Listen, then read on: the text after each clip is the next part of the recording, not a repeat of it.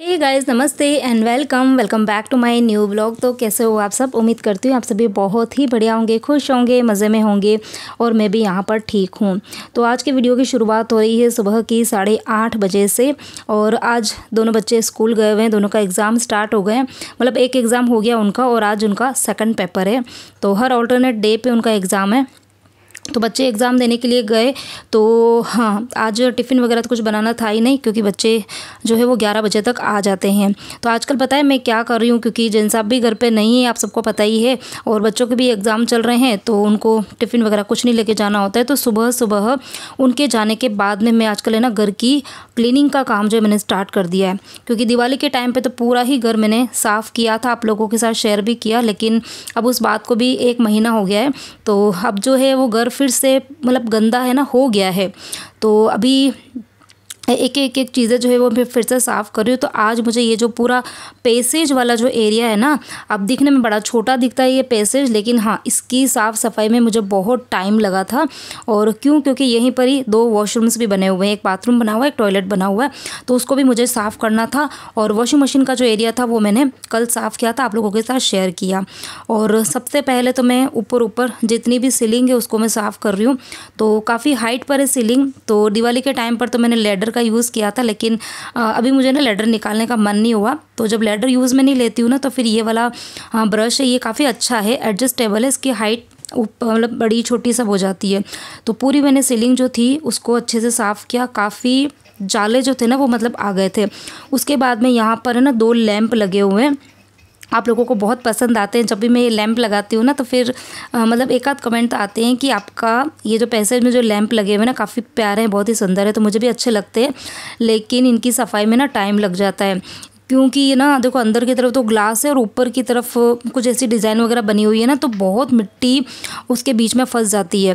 तो मैं ये जो ब्रश है, तो इस ब्रश से पहले तो पूरी मैंने मिट्टी जो थी वो झाड़ दी थी, और फिर कपड़े की हेल्प से उसको अच्छे से साफ़ किया। और लैम्प के पास में ये ना एक शेल्फ़ लगा रखी है हमने कांच की, उसके ऊपर है ना वाईफाई का ये राउटर लगा हुआ है, और जो बेल है वो भी लगी हुई है, तो उसको भी मैंने अच्छे से साफ़ किया।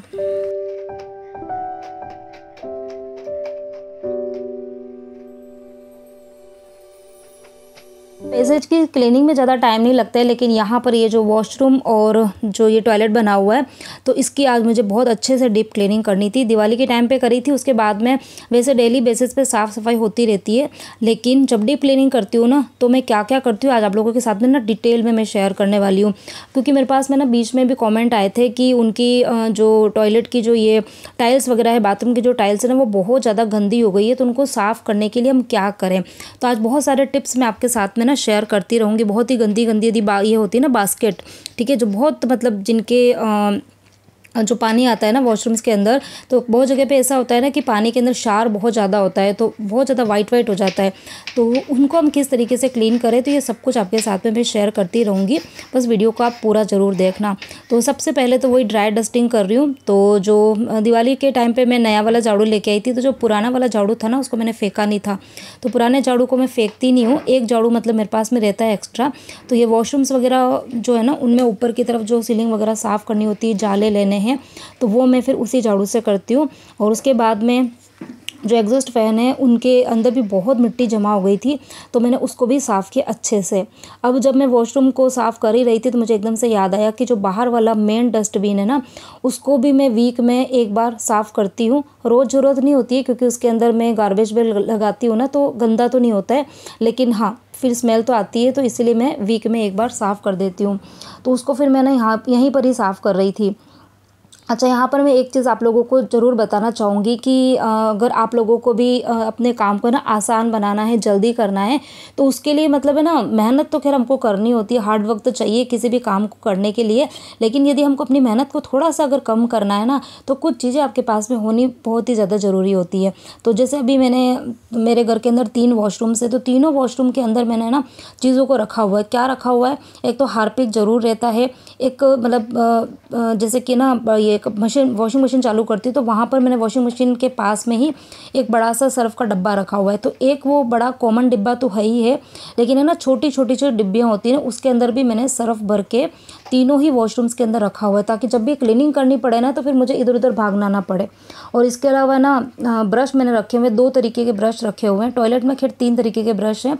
एक तो छोटा जो ये आता है हाथ से जो हम रगड़ते हैं वो तो है ही है, इसके अलावा एक छोटा हैंडल वाला ब्रश भी है, और इसके अलावा टॉयलेट वगैरह साफ़ करने के लिए वो बड़ा वाला जो ब्रश होता है ना वो है। तो कैसा होता है कि जब हम इस तरीके की चीज़ें हम क्लीनिंग के लिए घर में रखते हैं ना, और ये खैर महंगी भी नहीं आती, ब्रश वगैरह वन टाइम इन्वेस्टमेंट होता है, एक बार आप खरीद के लेके आओ तो 5-7 साल कुछ भी नहीं होता है। जब ये घर हमने बनाया था और जब मैं रहने के लिए आई थी ना, तब मैंने ये ब्रश परचेज़ किए थे और तब से अब तक चल रहे हैं। ठीक है, तो ऐसा कुछ नहीं है कि हर चीज़ मतलब कुछ भी काम करने के लिए हमको पैसे जो है वो खर्च करने पड़े, ज़्यादा ऐसा ज़रूरी नहीं है। और जो ब्रश है ना वो भी मैं, जैसे पुराने ब्रश हो जाते हैं किचन में, जो ये वाले आयरन वाले ब्रश निकलते हैं ना, मैजिक ब्रश बोलते हैं जिसको, स्टील वाले सॉरी, तो वो वाले ब्रश जो होते हैं पुराने हो जाते हैं, तो वो फिर मैं वॉशरूम क्लीनिंग में डाल देती हूँ। तो हाँ, वॉशरूम के अंदर मैंने क्या करा था, पहले मैंने जो डस्टबिन था वो साफ़ किया था, सुपड़ी साफ़ कर दी थी। उसके बाद में जो वहाँ के स्लीपर थे वो मैंने सारे साफ़ किए, और उसके बाद में पूरे ही वॉशरूम के अंदर मतलब टॉयलेट के अंदर में हार्पिक जो है वो अच्छे से डाल के और फैला के आ गई हूँ। अब उसके बाद में सीधे मैं आ गई थी इस वाले वॉशरूम में। तो यहाँ पर भी सबसे पहले मैंने ड्राई डस्टिंग करी, और फिर उसके बाद में जो ये होती है ना बकेट्स वगैरह, तो इनको भी मैं मतलब है ना, मेरा जो मेन वाला जो वॉशरूम है मेरे बेडरूम के अंदर, तो वहीं पर हम सब जने नहाते हैं, तो वहाँ की तो क्लीनिंग जो है वो फ्रिक्वेंटली होती रहती है।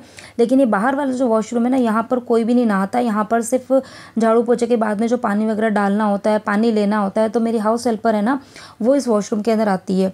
तो ये वाली जो बास्केट, अच्छा हाँ, परी भी इसी वॉशरूम में नहाती है रोज़। तो ये वाला वॉशरूम जो है वो फ्रिक्वेंटली क्लीन नहीं होता है, तो इसको मुझे साफ़ करने में आज थोड़ा सा टाइम भी लगा था। और जो ये बकेट्स थी ना, ये भी काफ़ी टाइम से मैंने वॉश नहीं करी थी, तो काफ़ी गंदी हो गई थी। तो जब बहुत ज़्यादा अगर आपकी भी बकेट गंदी हो जाए ना, तो आप नॉर्मल अगर सर्फ से साफ़ करेंगे तो आपको बहुत टाइम लगने वाला है। आप हार्पिक का यूज़ कीजिए, आपका काम जो है ना वो आधे से भी कम हो जाएगा। मतलब जहाँ अगर मुझे 10 मिनट लगना था ना, वहाँ पर हार्डली 2 या 3 मिनट में जो बकेट थी ना वो साफ़ हो गई। मैंने आपको अभी लाइव करके भी बताया है, तो बहुत ज़्यादा हार्डवर्क की ज़रूरत नहीं पड़ी मुझे। और यहाँ पर ये देखो बाल्टी जो है वो अच्छे से चमक गई। तो तीन बास्केट रखी हुई है मैंने, तो तीनों ही बकेट जो थी वो साफ़ करके मैंने बाहर रख दिए। हाँ, पहले मैंने पूरे ही जो वॉशरूम था ना उसको खाली कर दिया था, जितने भी सामान थे वो मैंने बाहर निकाल दिए, ताकि क्लीनिंग में थोड़ी सी आसानी हो जाती है। उसके बाद में जो ये होती है ना अपने साबुनदानी वगैरह ये सब रखने के लिए, हमने एक नीचे यहाँ पे स्टील की शेल्फ़ लगा के रखी हुई है। तो स्टील की शेल्फ़ से क्या होता है ना कि जो जंग वगैरह नहीं आती है, सही रहता है। लेकिन ये ना फिक्स है, निकलती नहीं। अगर निकल जाती तो क्लीनिंग बहुत आसान हो जाती, लेकिन ये फिक्स लगी हुई है। तो हो क्या रहा था कि मैंने पूरी ये जो जाली थी उसको तो साफ़ कर दिया, लेकिन जाली जहाँ पर ये स्क्रू वगैरह लगे रहते हैं ना, तो वहाँ इतनी पतली जगह थी कि अच्छे से हाथ नहीं जा पा रहा था। तो वहाँ पे ना बहुत गंदा जमा हुआ था, तो वहाँ पर भी मैंने थोड़ा सा हार्पिक डाल दिया। तो मतलब हार्पिक डालते से ही तो आप समझ लो कि गंदगी जो है वो बिना रगड़े हुए अपने आप ही निकलने लग जाती है। तो यहाँ पर भी देखो बहुत ही अच्छे से साफ़ हो गया। अब उसके बाद में जितने भी सामान मैंने ऐसे हटाए थे उनको पहले मैंने अच्छे से धो दिए। तो सामान जो है वो भी है ना अननेसेसरी में ज़्यादा सामान नहीं रखती हूँ। खाली एक मैंने शैम्पू रखा हुआ है, फेस वॉश रखा हुआ है, और उसके अलावा 2 साबुन की जाली, जिसमें एक में कपड़े धोने की साबुन है, एक में नहाने की साबुन है, और इसके अलावा कपड़े धोने का जो ब्रश होता है वो है, और एक जो ये होता है अपना स्टोन हाथ पर रगड़ने के लिए वो। बस इतने ही सामान मैंने रखे हुए हैं, क्योंकि जितने कम सामान अगर आपके वॉशरूम्स में होते हैं तो बाथरूम है ना उसको साफ़ करने में टाइम नहीं लगता है। अब उसके बाद में बारी आती है टाइल्स को साफ़ करने की। तो वैसे जो ये टाइल्स थी वो बहुत ज़्यादा गंदी नहीं थी, तो इसीलिए मैंने जो डिब्बा था उस डिब्बे के अंदर ही थोड़ा सा सर्फ का पानी घोल दिया था, और टाइल्स पे ना मैंने पहले ही डाल दिया था। तो जैसे ही आप क्लीनिंग स्टार्ट करते हो ना उसके 5-10 मिनट पहले पूरी ही टाइल्स को आप सर्फ से गीला कर दो, तो उससे क्या होगा कि गंदगी जो है ना वो सारी छूट जाती है बहुत ही जल्दी। तो बस मैंने फटाफट से जो ब्रश था, और ब्रश जो था ना वो भी एक तो प्लास्टिक का और एक जो ये ब्रश होता है ना अपना स्टील वाला, उसको मैंने मिक्स करके एक बड़ा सा बना दिया था, ताकि ना फटाफट साफ़ सफाई हो जाए। तो इस तरीके से साइड वाली टाइल्स भी क्लीन हो गई। अब बारी आती है फ्लोरिंग को साफ़ करने की। तो फ्लोरिंग जो है वो भी जनरली तो मैं नॉर्मली मतलब जो सर्फ होता है उसको ही रगड़ देती हूँ, लेकिन आज मैं डीप क्लीन कर रही हूँ। तो ये इसके लिए ना जो मेरे पास में क्वेश्चन आया था कि उनकी जो टाइल्स है वो बहुत ज़्यादा गंदी हो गई, बहुत ही ज़्यादा। तो उसके लिए आपको क्या करना है कि थोड़ा सा आपको हार्पिक डालना है और थोड़ा सा मैंने डाला था ब्लीचिंग पाउडर, ठीक है। तो थोड़ा सा मैंने ब्लीचिंग पाउडर, थोड़ा सा हार्पिक डाल के पूरे ही बाथरूम में पहले अच्छे से फैला दिया था। और उसके बाद में जो स्टील वाला स्क्रबर होता है उससे मैंने अच्छे से रगड़ा। तो यहाँ पर ये देखो टाइल्स जो थी वो बिल्कुल अच्छे से चमक गई है। तो यदि आपके भी वॉशरूम्स की या किसी भी एरिया की टाइल बहुत ज़्यादा गंदी है तो आप इस चीज़ को एक बार ज़रूर करके देखना, इतनी अच्छी हो जाएगी टाइल्स ना, एकदम चमक उठेगी। और यदि एक बार में साफ़ नहीं होती है तो आप 2 दिन 3 दिन कंटिन्यूस इस प्रोसेस को करोगे तो धीरे धीरे टाइल जो है वो बिल्कुल क्लीन हो जाएगी, बिल्कुल वाइट हो जाएगी। तो अब बारी आती है, पूरे ही बाथरूम को मैंने रगड़ तो दिया था, अब बस अच्छे से पानी डाल डाल के धो दूँगी। और जो विंडो के जो कांच वगैरह थे वो भी मैंने सारे साफ़ कर दिए थे। और वो ये जो दरवाजे हैं ना, ये वैसे वुडन के बने हुए हैं, तो वुडन के दरवाज़ों के ऊपर पानी डालना नहीं चाहिए। तो रोज़ तो खैर नहीं डालते हैं, लेकिन हाँ जब कभी मंथ में एक बार सफाई करती हूँ ना तो फिर मैं क्या करती हूँ, अच्छे से रगड़ रगड़ के पानी डाल के धो देती हूँ। हाँ, लेकिन बारिश के टाइम पे नहीं करती क्योंकि बारिश के टाइम पे सूखते नहीं है इसलिए।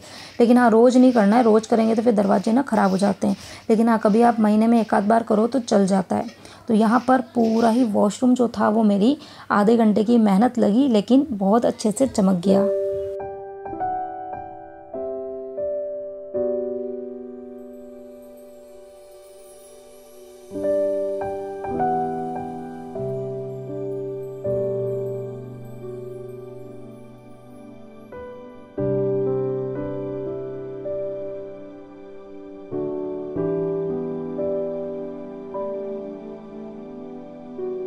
तो वॉशरूम क्लीन किया, उसके बाद में जो टॉयलेट वगैरह था जिसमें मैंने हार्पिक डाल के रखा था, तो आधा पौन घंटा के बाद में वो भी मतलब मैंने अच्छे से साफ़ किया। तो उसको भी मुझे साफ़ करने में टाइम लगा।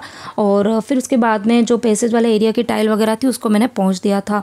और फिर मैं चली गई थी सीधे नहाने के लिए, क्योंकि अब है ना थोड़ी देर बाद में बच्चे आने वाले, बच्चे आजकल आ जाते हैं 11 सवा 11 बजे। तो हाँ, इसके बीच में छोटे मोटे और भी मैंने काम किए थे।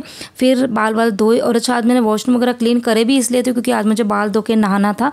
तो जिस दिन मुझे बाल धो के नहाना होता है ना, तो ये वॉशरूम की जब डीप क्लीनिंग का काम करना होता है ना, तो मैं उसी दिन करती हूँ।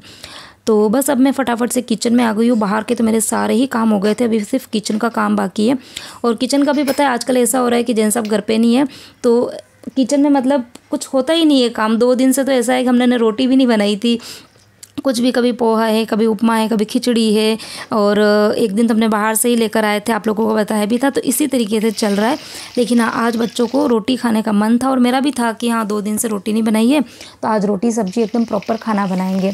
तो रात को ही मैंने भिंडी साफ़ करके रख दी थी, तो बस यहाँ पर फटाफट से भिंडी को लगा दिया है तड़का। और फिर उसके बाद में सुबह का टाइम है, तो सुबह सुबह के टाइम पे ना सूखी सूखी की सब्ज़ी खाते नहीं बनती है। लेकिन हाँ, दाल भी खाने का मन नहीं था क्योंकि 3 ही जने हैं, 3 जनों में फिर मैं भिंडी, दाल, चावल, तो इतना सारा कौन खाएगा। तो फिर मैंने सोचा एक काम करती, थोड़ा सा रायता बना देती हूँ। तो साथ में बस मैं रायता बनाऊँगी और फिर आटा लगा दूँगी। आटा लगाने के बाद में फिर बर्तन जो है वो एक बार के साफ़ करूँगी। और फिर जैसे ही बच्चे आएंगे तो फिर हम लोग साथ में खाना खाएंगे। और खाना खाने के बाद में फिर किचन की डीप क्लीनिंग का काम करूँगी। तो आजकल मेरी जो रूटीन है वो कुछ इस तरीके से चल रही है। और यहाँ पर जो मंदिर का जो प्रोग्राम है, जिस प्रोग्राम में जैन साहब गए हुए हैं, मेरी पूरी फैमिली गई हुई है। और मैं नहीं जा पाई थी क्योंकि बच्चों के एग्ज़ाम चल रहे हैं। लेकिन हाँ, मैं बिल्कुल भी मिस नहीं कर रही हूँ। मैं मतलब कभी टीवी में, कभी मोबाइल में, मतलब जो है ना वो चलता है, प्रोग्राम पूरे दिन चलता है। हाँ, एक जगह बैठ के नहीं देख पाती हूँ, लेकिन प्रोग्राम में क्या हो रहा है, किससे क्या, सब कुछ देखती हूँ। और कुछ प्रोग्राम ऐसा होता है ना, कोई ऐसी चीज़ होती है जो एकदम देखनी ही है, तो फिर मैं आराम से बैठ के देखती भी हूँ। तो ऐसा लग ही नहीं रहा है कि मैं प्रोग्राम में नहीं गई हूँ, वो वहाँ पे एंजॉय कर रही हूँ और मैं यहाँ घर बैठे एंजॉय कर रही हूँ। तो इस तरीके से चल रहा है। लेकिन हाँ, थोड़ा सा अफसोस तो है, वहाँ जाके देखते थे लाइव प्रोग्राम तो उसका तो आनंद ही अलग होता था। लेकिन कोई बात नहीं, कुछ परिस्थितियाँ कई बार ऐसी होती है ना कि हम चाह कर भी हमारे हाथ में नहीं होता है। और फिर बच्चों के एग्ज़ाम है तो उसको भी मिस नहीं कर सकते थे। तो चलिए, इसी के साथ में इस व्लॉग को करते हैं यहीं पर एंड। उम्मीद करती हूँ आप सभी को मेरा आज का ये क्लीनिंग स्पेशल वीडियो, और जो कोई भी वीडियो का अच्छा लगा हो, कोई भी टिप अच्छा लगा हो, तो प्लीज़ वीडियो को लाइक कर देना, प्यारे प्यारे से मुझे कमेंट्स करना, और चैनल को सब्सक्राइब कर देना अगर अब तक मेरे चैनल को सब्सक्राइब नहीं किया। और हाँ, वीडियो अच्छा लगा हो तो शेयर करना मत भूलना। तो मिलती हूँ एक और नए इंटरेस्टिंग वीडियो के साथ में। Till then bye bye, take care.